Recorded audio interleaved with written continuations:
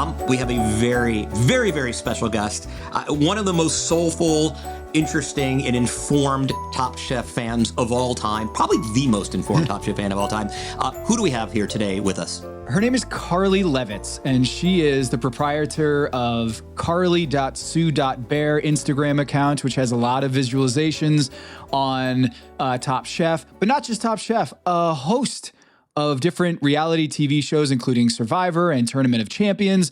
I'm right now perusing, Kevin, her Top Chef dashboards on Tableau, which is just fascinating. You, Carly, are kind of near and dear to my heart because I can't imagine how much data you have sifted through, crunched, and presented in your lifetime. It is probably the most of any Top Chef fan on planet Earth. And I just want to say from all of the Top Chef fans out there, thank you. Your intrepid reporting and data analysis deserves a Bravo Award up in the museum of all of culinary works. So thank you. Yeah, for sure. It's funny because during the pandemic, I discovered Survivor and was like so interested in like some of the data components of it. And I told myself I would never create data sets of it because there's so much. And then I found someone who had created it. And then I started working with him on that. And then I started seeing all of reality TV through the lens of discrete data fields. And then I started Top Chef and started at the beginning. And actually I started at season 16 and then 17 and then the beginning. It's been fun. You didn't start from Top Chef from like season 6, Las Vegas. You started during the pandemic or after the pandemic. Yeah. I watched during the pandemic the seasons that were just before the pandemic. Okay. And what jumped out to you about Top Chef? Like you were a big fan of Survivor and then you moved over to Top Chef. What captured your imagination with Top Chef? What did you like about it? I mean, so I like, some of the elements of gameplay, when they get to choose their produce or their protein and their teams, but it's also, as I've gotten older, I've gotten more into cooking myself. And I grew up in the Midwest. My parents are great cooks. And I don't think that we were exposed to that much in terms of variety of food. And I was just floored by it all. And I'd heard a lot about it. My older sister has watched a bunch of stuff on Bravo, since we were in high school, but I never really got into it. And I gave it a try. And then I was like, oh, this is super fun.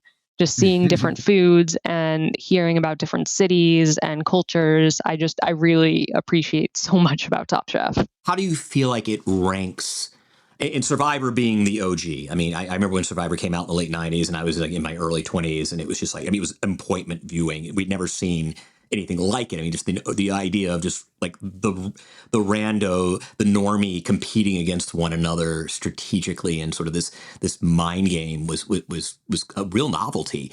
How do you think Top Chef fares in sort of the kind of the strategic hierarchy of competition reality shows? I mean, I think it's its own world, right? Because I think that things like Survivor, Big Brother, The Traitors, the only way you get through is through your strategy, right? Whereas Top Chef, it really is about skill and adaptability, right? Those other shows have adaptability, but Top Chef... The scheming is the skill in some ways, right? The scheming is the skill, right? Right. And here, there's not as much scheming. You have to be really good, right, to win in order to then get the advantage of choosing your team or choosing your protein, that sort of thing.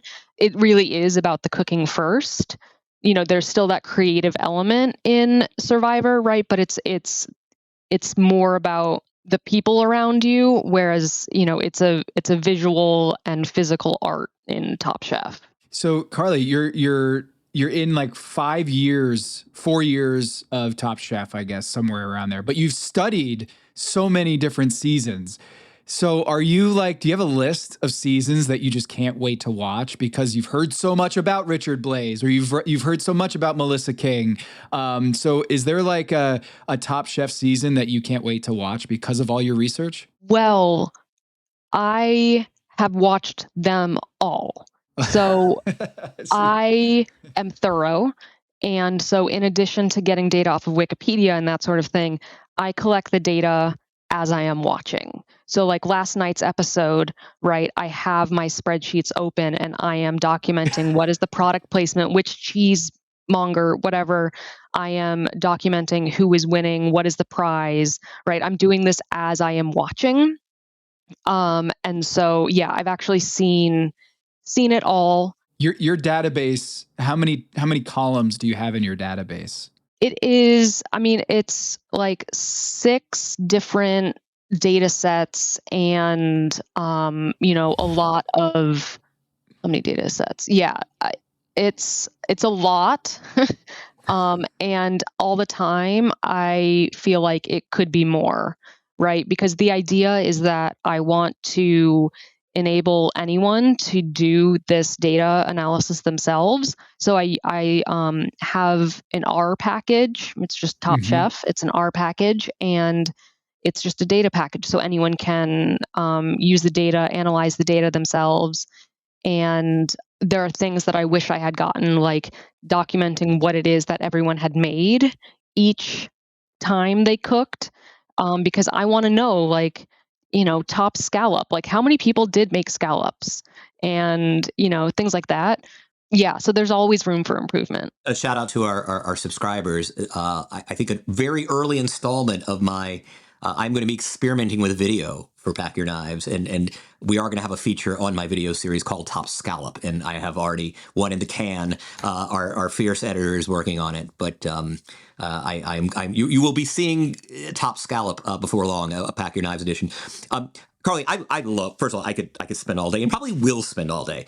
On your Tableau, and it actually a great example of sort of what you do is the Restaurant Wars tab, and I was, before we started recording, I was sort of going off on myself because one of the great things about data, and Tom is in the middle of these debates in the basketball world, and there are people who hate these debates and love these debates or think data's spoiling the game. Like I've always said, hey, it just makes me smarter. It's a piece of information that just exists. It's not about you. It's like hating the rain or hating, it exists. You have to, these are facts on the ground and you can deal with them. You can resent them. You can appreciate them, but they just exist.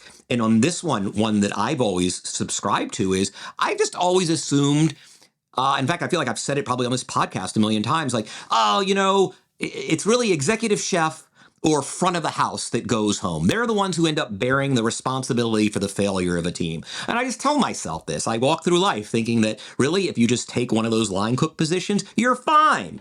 And lo and behold, because you have actually run the numbers, you have done the data, what I've learned here is actually the eliminated chef most often on Restaurant Wars is the executive chef with 7 eliminations, but line cooks have gone home 6 times. So mind blown. I just always assumed you had to go home for either screwing up the service at the front or screwing up the larger macro idea in the back. But that if you're just there on the line, you're fine. No, you're not fine. And so thank you. You have cured me of ignorance. I can now watch Restaurant Wars in another 5 weeks when it comes down as a more informed viewer. But like that's how many. What are your mind blown moments when you kind of started running the numbers? What are the favorite pieces of information that have surfaced in your data analysis? Yeah, I mean, so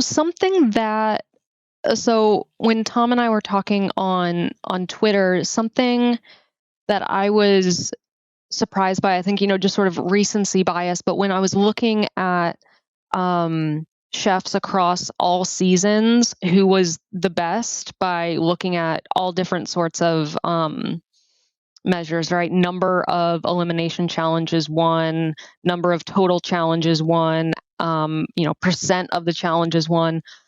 I had forgotten how dominant Richard Blais was in the first All-Stars. Season 8, yeah. Season 8. And it just like brought back a new appreciation for him. And I've been watching Next Level Chef, and that's been super fun, but it's not him cooking. And so I've had that, him as the mentor role, as someone giving advice. And I'd forgotten a little bit about his cooking and just how, just like clean but brilliant. It's not necessarily totally out there, right? It's not Voltaggio, it's not May, but like it is so beautiful and solid. That was a more recent like aha moment that I had forgotten about how amazing Richard was. So Kevin, she did a weighted score. She has a scoring system which is similar to the one that we have. And Carly, do you want to run through your scoring system for the audience? Yeah, for sure. So the idea is that elimination challenges are worth more than quickfire challenges. I consider sudden death quickfire or quickfire elimination as just elimination challenges because there's a lot more at stake. So it is an elimination win, you get 7 points. A quickfire win is 4 points. If you're at the top of elimination, it's 3. If you're at the top of quickfire, it's 2. And then we've got the sort of inverse of that for the lows. So a quickfire low is minus 2 points. An elimination low is minus 3 points. And getting eliminated is minus 7 points. And so what I'm able to do is, I can do that for a given season. Just earlier today, I posted that for season 21 through last night's episode 3. But then I can also sort of play around with it so that I can compare across seasons when they have 3 elimination challenges and 3 quickfire challenges, right? Because in this season, for example, we've had 3 elimination challenges and 2 quickfires in 3 episodes. But if I want to compare these chefs at 3 elimination and 3 quickfire, I'm going to need some data from episode 4. So I sort of pull that in. And so if I wanted to, I could compare people at the same number of challenges because the opportunity to win and lose points depends on how many challenges you're in. Right. I'm just shaking with joy from listening to you talk about this.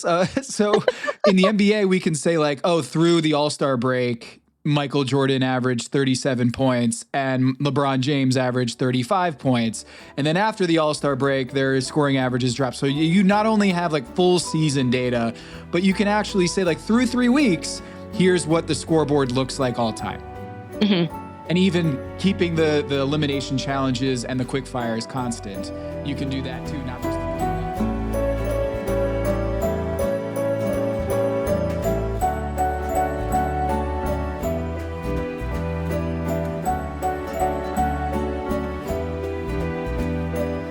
Thanks for listening. If you're enjoying this episode of Pack Your Knives and would like to listen to the rest of it, please become a paid subscriber. Just go to packyourknives.com and sign up for an annual subscription. That's packyourknives.com.